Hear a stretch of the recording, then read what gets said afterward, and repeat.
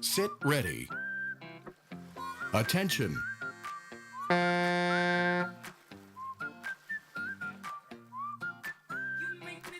Ka selles sõidus saavad sportlased kenasti minema, ühtegi valestarti pole õnneks täna siin olnud. Võistlus püsib kenasti ajagraafikus, 1000 meetrit on ees neid noormehi ootamas ja tegemist on poiste A-vanuserühma ehk et siis alla 19-aastaste esimese eelsõiduga. Kokku peetakse siin neid 4. Ajalugu on olnud põnev selle võistlusklassi osas. Veel kord mainigem Alvar Räägeli nime, kui ta sõudis finaalis aastal 2004 välja fantastilise tulemuse 2.49,6. Ja põnev võrdlus võib-olla ka maailmarekordiga sellest vanuserühmas, siis Ryan O'Rourke, ameeriklane aastal 2014, sõudis selleks 2.49,2, nii et sisuliselt samasse aega Räägeli siis ka selle maailmarekordiga 10 aastat varem oli sõudnud. Aga selles sõidus hetkel Dmitri Mihhailov on vaieldamatu liider, masinal number 7 on tema siis tõmbamas ja hetkel on läbitud varsti juba 400 meetrit. Tegemist on Narva Energia sportlasega, kes kindlasti on finaali pretendent ja vaata, et ka sinna esikuuikusse pürgija. Kõrge kaarega on ta konkurentidest eraldunud, aparaat number 7, Dmitri Mihhailov, ja vaadates tema 500 meetri hetke keskmist aega, siis kui mees suudaks lõpuni niimoodi pingutada samal tasemel, siis 3.04.05 eelsõidus võiks olla täitsa reaalne ja sellega kindlasti kindlustab ta ka edasipääsu finaali. Kuidas läks eelmisel aastal, ütleb protokoll seda,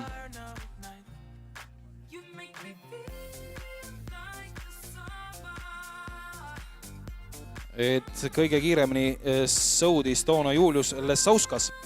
Leedu esindaja Trakai sõudemekka siis sportlane 3.03,6 ja tema järel oli Läti mees Rožinskis 3.04,7. Ja siis tulid juba pikemad vahed sisse, no Martin Rahuoja Pärnu sõudeklubis toona 3.06,5 ja mis see viimane finaalipääsu aeg oli 3.15,8, nii et väike võrdlus jälle põnevuse tekitamiseks eelmise aastaga. Aga siin me näeme, et Dmitri Mihhailov on oma edu kas nüüd veidi vähendanud või lubanud õigemini vähendada ja Toms Benchis Lätist on ka tugevat sõitu tegemas, sest et tema liigub hetkel teisel positsioonil, kaotamas siin Mihhailovile umbes 10 meetriga. Ja lõpus on ka Mihhailov mõistagi tempos veidi alla lasknud, sest et esimesed 500 ennustasid lõpuaega veidi paremat, kui see nüüd tuleb. Aga vaieldamatult 3.08 on küll selline aeg, mis viib mehe finaali ja täpselt samamoodi võivad loota Tom Spenchis ja Ints Šamanovits vastavalt tulemustega 3.10,6 ning 3.11,7.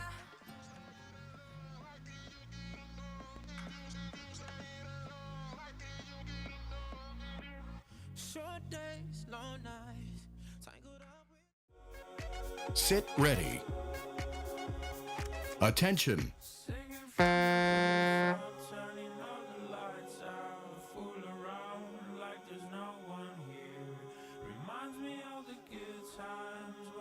Konkreetne start ka siin ladusalt on just antud ja me näeme siin kindlasti lätlaste võimu ja seda kohe alguses kinnitab Kaspar Tiškus, kes on siis masinal number 1 võtnud liidripositsiooni sisse, aga alles on läbitud umbes 150 meetrit, nii et sisuliselt esimesed tõmbed on ka tehtud, nii et väga vara on midagi siin järeldada. Aga tundub, et need 4 noormeest, kes hetkel on ette rebinud oma eakaaslastest, neid tasub kindlasti jälgida ka võimalike finaali koha pretendentidena.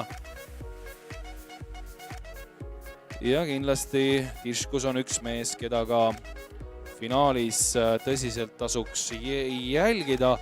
Tõenäoliselt ta sinna ka jõuab ja tema olekust ja tehnikast on näha, et on väga hea ergomeetri poisiga tegemist. 400 meetrit on läbitud. Tiškuse edu on kasvamas.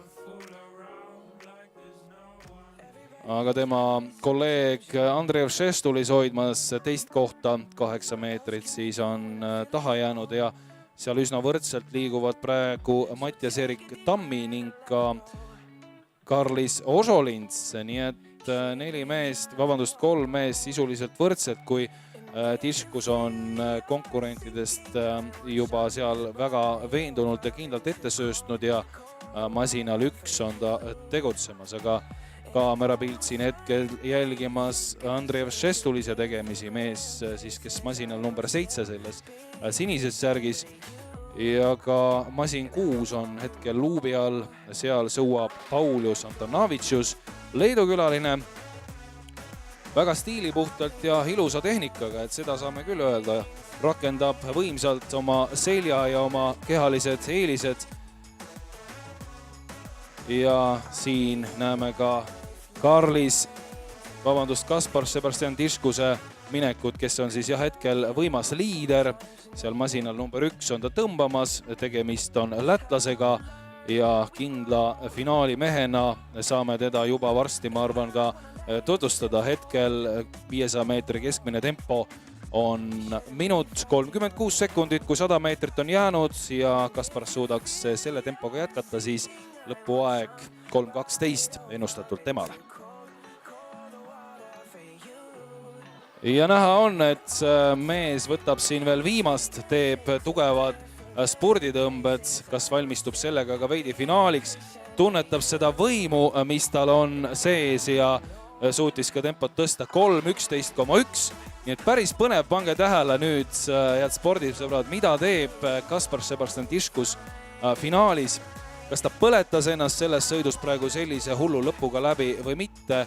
No tavapärane praktika on see ja kogemus ütleb seda, et kes ikkagi eelsõidus kipub liialt nii-öelda perutama, et ega finaalis temast tegijad pole. Tunde on küll antud aega puhkamiseks, aga ega 1000 meetrit võtab ikka jala väga täis ja paku nii-öelda alt ära ja sealt välja annab tulla. Seda teavad eriti vanemad ja kogenumad sõudjad. Aga selles sõidus, mis veel toimus, no teisena lõpetas Andrei Šestulis 3.15 tulemusega ja resultaadiga 3.20,1. Kolmandal positsioonil Karlis Ožolins, lätlane.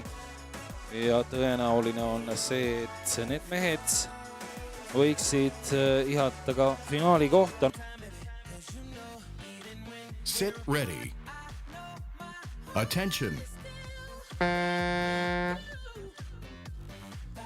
Start õnnestus, poiste A-vanuse rühma 3. eelsõit on läinud hetkel virtuaalsele veele, kui nii saab öelda, ja üle kanda vee peal sõudmise sõnavara. Ja selles sõidus Ausins, Järvesaar, Veelmaa, Vežmanis, Kolmeister, Skalnitski, Stankunas, Loot, Liepins, Timbors, Šilins, Rugelis ja Stankunas. Nii et siin põnev sõit on tulemas vennad Stankunas, et kindlasti on mehed, keda me siin praegu vaatama peaksime ja jälgima nende tegemisi. Leedu külalisvõistlejad vastavalt siis radadel number 9, hetkel liider Toividas ja masinal 16 Tomantas on siis teisel positsioonil ja samas kui näeme siin ka, et Elar Loot, Haralds Liepins on tugevalt alustanud ja vastavalt siis kas 5.-6. positsioonil hetkel, kui juhtimas on Toividas Stankunas Leedu klubist. Tema 500 meetri keskmine tempo hetkel siis 1.31,8 on teinud tugeva alguse. Kas ka sellise võimuga suudab ta jätkata? Noh, pole siin vast hetkel see nii tähtis.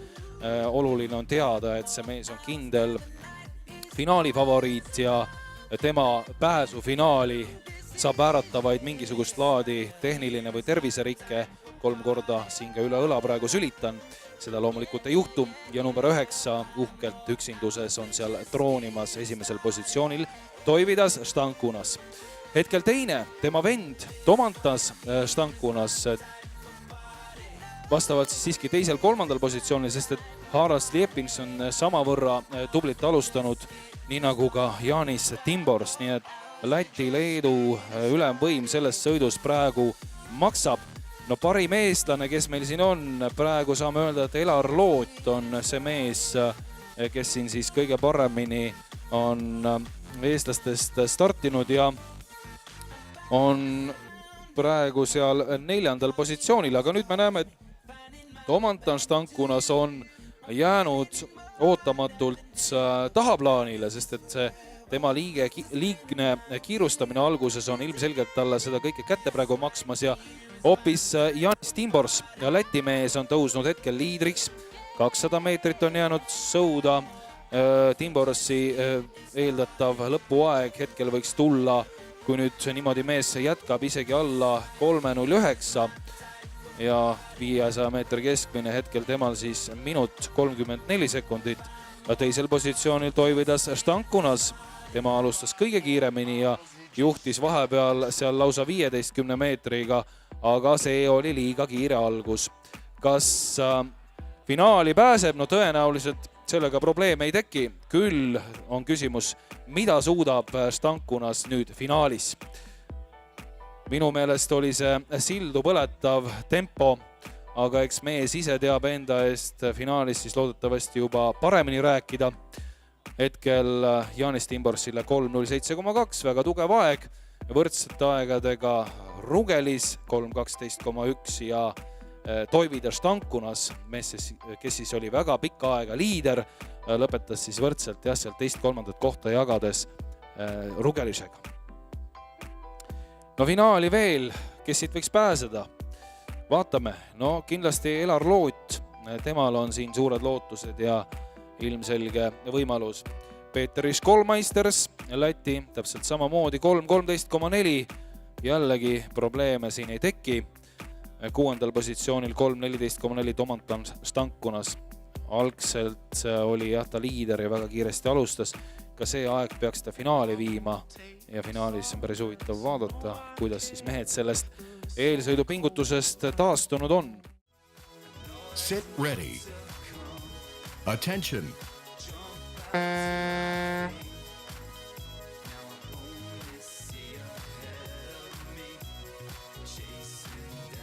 Veatu start, kaunis start. Siin me näeme juba väga jõulisi atleete. Tehnikad loomulikult varieeruvad. Nii mõnelgi noormehel on siin väga hea tehnikatunnetus ja pilt. Antropomeetrilised näitajad sellised, mis võiks ka neist tippsõudmises tegijad teha. Aga elu näitab, praegu on neil suurepärane võimalus siin üksteisega mõõtu võtta ja seda väga tihedas konkurentsis, sest et koguni 49 atleeti selles vanusrühmas, mis on siis 17–18 aastased, on siin kaasa tegemas ja jaotatud on nad 4 eelsõidu peale. Aga selles sõidus on hetkel siis kaksikjuhtimine Norman Carder ja Rasmus Pihu. Mõlemad siis on tublit alustanud, Norman vastavalt masinal 10 ja Rasmuse aparaat number 13. Norman siis selles kollases särgis ja number 13 Rasmus Pihu on ka hetkel piltis seal vasakul pool Viljandi sõudeklubi esindaja. No tugevad eeskujud on Rasmusel, sest et Viljandist on ju ka legendaarne Kaspar Taimsoo, kes on endast sõudnud 4 paadi eessõudjana Eesti sõudespordi ajalukku. Rio olümpiapronks on taskus. Tema esimene treener Rutt Vaar on ka täna siin ja noorte tööga usinasti tegelemas ja toonud siia arvukalt Viljandi noorsõudjaid. Ja Viljandi on üldse väga aktiivne võistlustel käia ja seda nii ergomeetri kui ka päris sõudmise võistlustel ja siis praegu hetkel näeme Rasmus Pihu stiilinäidet ja Rasmus on hetkel ongi jõudnud sinna 13. veelt hetkel siis liidriks. Kristjan Lindsalu sisuliselt samal pulgal on siis masinal 15 ja hetkel on teleekraan Nikita Korlovi ja Norman Carderi päralt vastavalt aparaadid 9 ja 10. Aga siin näeme ka nüüd suurt plaani ja erinevaid tehnikaid, tulevad välja ka erinevad tempod. Näiteks number 14 on meil Jānis Vedla, tema on külalisvõistleja Lätist. on hetkel seal 8.–9. positsioonil ja no mis see tema tehniline taust võib seal olla, läheb liiga tugevalt seal tõmba alguses krampi, tahab liiga pikka tõmmet võtta ja tegelikult ei suuda oma keha raskust, seda, mida just ergomeetril vaja oleks rakendada, ei suuda ta teha ja on ka seal tagapool pingutamas. Aga hetkel siis Kristjan Lindsalu etteastet jälgime masinal 15, tema on hetkel liider. Tema kõrval Jaanis Vedla on jäänud juba pikalt teistest maha, kaamerapilt seal teda jälgib, aga number 4 Mihhail Kuštein, kes siis areeni parempoolsel küljel on tõmbamas ja masinal 4 selles helesinises särgis oli ka siis pildis ja ajad 3.09,3 Hugo Mengelile võiduaeg, teine Mihhail Kuštein 3.09,4 ja kolmas Kristjan Lindsalu, nii et 3.09,5 kolmas koht. Ja kui me vaatame nüüd siin finaali ootusega seda kõike, siis no kindlasti võiksid seal võimalused olla ka aegadega kas 3.12, 3.13, 3.14. Attention! Stardikäsklus on kõlanud, eelkõige tähelepanu kindlasti tasub pöörata keskmistele radadele, mida suudab Janis Timbors, kes on siis hetkel rajal number 9 ja on ka üks liidritest, samamoodi Rain Harjus, kes tegi eelsõitudes ühe parima tulemuse, on siis hetkel seal üks parimatest tegijatest Mihhail Kuštein, Dmitri Mihhailov, aga samas ka Hugo Mengel, Kristjan Lindsalu, Berti Nurm, kõik nad on kindlasti selle sõidu medali pretendendid. Ja 3 meest on teistelt veidi eest ära saanud, nendeks on esmalt siis Mihhail Kuštein, väga väikeste vahedega, aga ka Jaanis Timbors, Rain Harjus, siis veidi pikem vahemaa, kui tulevad juba Berti Nurm, Kristjan Lindsalu, Hugo Mengel ja tegelikult selle, no ütleme, pundiga võime veel ka siin piltlikult ühendada Dmitri Mihhailovi, kes on 14 meetrit hetkel jäänud liidritega võrreldes kaotusseisu. Kas medalile sealt annab nüüd enam sõita? Ma selles kahtlen, vaadates liidrite minekut. Ja see minek on võimas, seda minekut seal garanteerivad Rain Harjus, Mihhail Kuštein täiesti võrdses seisus ja Jaanis Timbors kindlasti ka neile seal veel assisteerimas. Aga nüüd sõita jäänud 450 meetrit, kas näeme siin Rain Harjuse tõusu? No Harjus on teinud esmalt ka tubli eelsõidu, 3.09,8, esindab Pärnu Sõudekeskus Kalevit, seda sama klubi, kust on saanud tuuletiibadesse Allar Raja, kus on ka väga palju treeninud Kaspar Taimsoo ja nüüd ka meie teised olümpiamehed. Aga Rain Harjus on endiselt liider seda 5 meetriga Kušteini ees.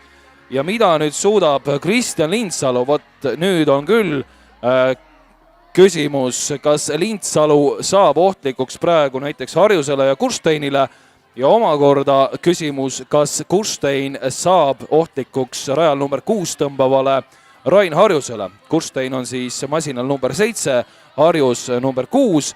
Tundub, et Rain Harjus hakkab minema oma teed. Mihhail Kušteini vahe kasvab liidriga. Sealt hakkab tõusma Kristjan Lindsalu. Kas Kristjan Lindsalu suudab Mihhail Kušteinile nüüd ohtlikuks saada? Jäänud on kõigest 50 meetrit ja me näeme, et tõesti võib see nii minna. Juba ollakse sisuliselt võrdses seisus ja kas nüüd tuleb siit ikkagi Kristjan Lindsalu või tuleb see teine koht Mihhail Kušteinile? Võitja on selge, selleks on Rain Harjus 2.56,5 ja väga võrdses situatsioonis sõuavad siin teise koha võitnud Kristjan Lindsalu 2.59,6 ning Mihhail Kuštein 2.59,8. Ülipõnev oli see finaalsõit ja seda põnevust saame teile, head spordisõbrad, siin garanteerida kindlasti ka järgnevates sõitudes.